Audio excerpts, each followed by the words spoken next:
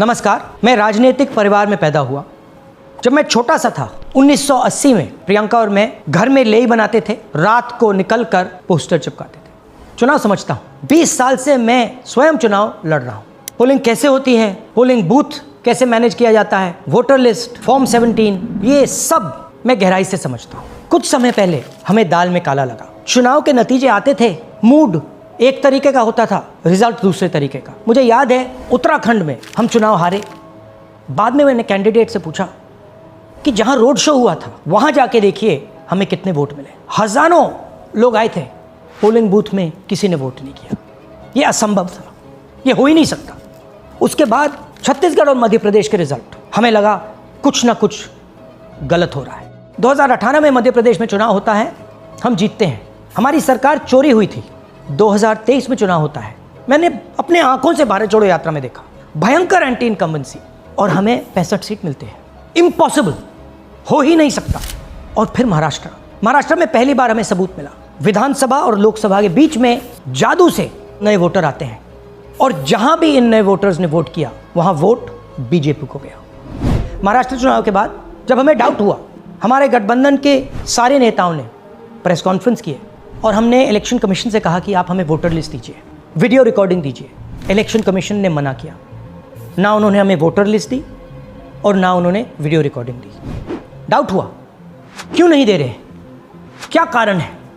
तो हमारे दिमाग में सवाल उठा, क्या इलेक्शन कमीशन बीजेपी की मदद कर रहा है? क्या इलेक्शन कमीशन ही इलेक्शन को चोरी करवा रहा है? इसके बाद हमने एक टीम सेटअप की और हमने उन्हें कहा कि आप जाइए, एक कंस्टिट्यूएंसी में जाके ढूंढिए, सच्चाई ढूंढिए, किस प्रकार से चीटिंग की जा रही है, किस प्रकार से ये काम किया जा रहा है और कौन कौन इस काम को कर रहे हैं। सबसे महत्वपूर्ण बात यह है कि इलेक्शन कमीशन डिजिटल डेटा नहीं देता है, फिजिकल डेटा देता है। मतलब लाखों कागज में वोटर लिस्ट दे देगा, मगर डिजिटल वोटर लिस्ट किसी को कभी नहीं देता है। क्यों नहीं देता? कारण क्या है? कारण है कि अगर डिजिटल डेटा मिल जाए तो इलेक्शन कमीशन की सच्चाई पूरे देश को पता लग जाए। हमने टीम को बताया, मैंडेट दी कि आप जाके चेक कीजिए, आप 5-7 सीटों पे पता लगाइए कि चीटिंग हुई, और अगर हुई तो कैसे हुई। टीम ने हमें एक दिन बताया कि 5-7 सीटों पे काम किया ही नहीं जा सकता। क्यों? मैंने उनसे पूछा क्यों नहीं किया जा सकता। उन्होंने मुझे ये कागज दिखाए। ये जो कागज हैं, ये एक लोकसभा के कागज नहीं है, ये एक विधानसभा के कागज है, और इन कागजों को हमने मैन्युअली सॉर्ट करना पड़ा। और पूरा का पूरा काम जो हुआ है, इसमें 6 महीने लगे हैं, और एक असेंबली सीट में हम ये काम कर पाए हैं। क्यों? क्योंकि डिजिटल डेटा नहीं दिया जाता। अगर इलेक्शन कमीशन ने हमें डिजिटल डेटा दिया होता तो हम ये कार्रवाई पूरे देश में, हर लोकसभा में, हर विधानसभा में 15 मिनट में करके दिखा देते। हमारे पास अनलिमिटेड रिसोर्सेज नहीं है, इसलिए हमने ये रिसर्च सिर्फ एक लोकसभा में, एक विधानसभा सीट में की। मगर मुझ में अब पूरा भरोसा है कि ऐसी 100 से ज़्यादा सीटें हैं हिंदुस्तान में। जो यहाँ हुआ है उन सीटों में भी हुआ है। और याद रखिए, अगर बीजेपी को 10-15 सीटें कम आती तो आज नरेंद्र मोदी प्रधानमंत्री नहीं होते, इंडिया गठबंधन की सरकार होती। जांच ने 5 तरीके की चोरी पकड़ी है। डुप्लीकेट वोटर, जिसका मतलब एक वोटर के नाम वोटर लिस्ट में अनेक जगह आ रहे हैं। फेक एड्रेस, मतलब एड्रेस है ही नहीं, या फिर house number 0। Bulk voter in single address, मतलब एक छोटे से घर में 40, 50, 60 लोग रह रहे हैं। इनवैलिड फोटोज, छोटी सी फोटो है या फिर फोटो ही नहीं है, और वो जो छोटी फोटो है वो दिखती भी नहीं है। कौन है, किसका चेहरा है, नहीं पता लग सकता।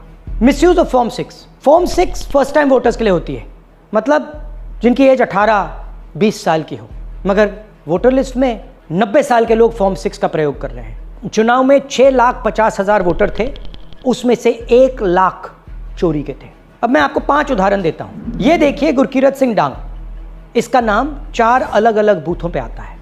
ये कैसे हुआ और क्यों हुआ? एक और उदाहरण, विशाल सिंह, वाराणसी में वोटर लिस्ट में नाम है और बेंगलोर में 2 बार वोटर लिस्ट में नाम आता है। क्या ये वाराणसी में वोट कर रहे हैं या बेंगलोर में वोट कर रहे हैं या दोनों जगह वोट कर रहे हैं? एक और उदाहरण देखिए, हाउस नंबर 0। तो आपने कभी सुना है हाउस नंबर 0? हमने तो नहीं सुना था, मगर बेंगलोर में हजारों हाउस नंबर 0 हैं वोटर लिस्ट पे। हाउस नंबर 35 की कहानी सुनिए। छोटा सा घर है, ज़्यादा से ज़्यादा 4 लोग रह सकते हैं, मगर इस 35 में 80 लोग वोटर लिस्ट में रजिस्टर्ड है। ये ERO ने कैसे अप्रूव किया, क्यों अप्रूव किया, पता लगाना है। अच्छा अब ये देखिए वोटर लिस्ट, इनकी फ़ोटो देखिए, या फ़ोटो है ही नहीं या फिर छोटी छोटी फ़ोटो है तो दिख नहीं सकती। इन वोटर आईडीज़ पे वोट दिया गया है। अब मैं आपको बताता हूँ शकुन रानी की कहानी। फर्स्ट टाइम वोटर बनी है, 70 साल की आयु है, एक बार फॉर्म 6 का प्रयोग किया और उसके कुछ ही महीने बाद दूसरी बार फॉर्म 6 का प्रयोग होता है। 2 बार इनका नाम वोटर लिस्ट में आता है और फर्स्ट टाइम वोटर की लिस्ट में आता है। ये फर्स्ट टाइम वोटर हो ही नहीं सकती। तो क्या शकुन रानी जी ने वोट किया या किसी और ने शकुन रानी जी के लिए वोट किया? ये ही छुपाने के लिए CCTV का डेटा हमें नहीं दिया जा रहा है। और ये शकुन रानी जी अकेली नहीं है, ऐसे हजारों लोग हैं जिन्होंने फॉर्म 6 का प्रयोग करके 2-3 बार वोटर लिस्ट में नाम डाला है। हमने पहले इलेक्शन कमीशन से इलेक्ट्रॉनिक वोटर लिस्ट मांगी थी, CCTV फुटेज मांगी थी, उन्होंने अपना काम नहीं किया, हमें नहीं दिया। फिर हमने अपना इन्वेस्टिगेशन कराया, RTI भरे और हमारे पास डेटा आया। भाई और बहनों, सच्चाई ये है कि हिंदुस्तान में इलेक्शन कमीशन और बीजेपी मिलकर इलेक्शन चोरी कर रहे हैं। ये पूरा का पूरा सबूत ब्लैक एंड वाइट में आज हमने आपको दिया है। इलेक्शन कमीशन जानता है कि हमने उनकी चोरी पकड़ ली है, इसीलिए SIR आया है। ये SIR जो है इंस्टीट्यूशनलाइज चोरी है। इलेक्शन कमीशन खुलकर बिना डरे बीजेपी के साथ मिलकर चोरी कर रहा है। और ये जो SIR है, इसका लक्ष्य गरीबों का जो हक है, उनका वोट जो है, उनसे चोरी करने का है। मैं आपको एक और बात बताना चाहता हूँ। इस पूरी इन्वेस्टिगेशन में हमने वोटर एडिशन को देखा है, मगर जितना एडिशन होता है शायद उससे ज़्यादा डिलीशन होता है, सब्ट्रैक्शन होता है। तो ये सिर्फ एक मेन तरीका हमने पकड़ा है, दूसरे तरीके पे हमने इन्वेस्टिगेशन की ही नहीं अभी। मैं इलेक्शन कमीशन और इलेक्शन के ऑफिसर्स को साफ कह रहा हूँ, आप जो कर रहे हो गलत कर रहे हो, ये ट्रीजन है, देश के खिलाफ है। ये मत भूलिए, टाइम आएगा हम आपको पकड़ेंगे, बचने वाले नहीं हो।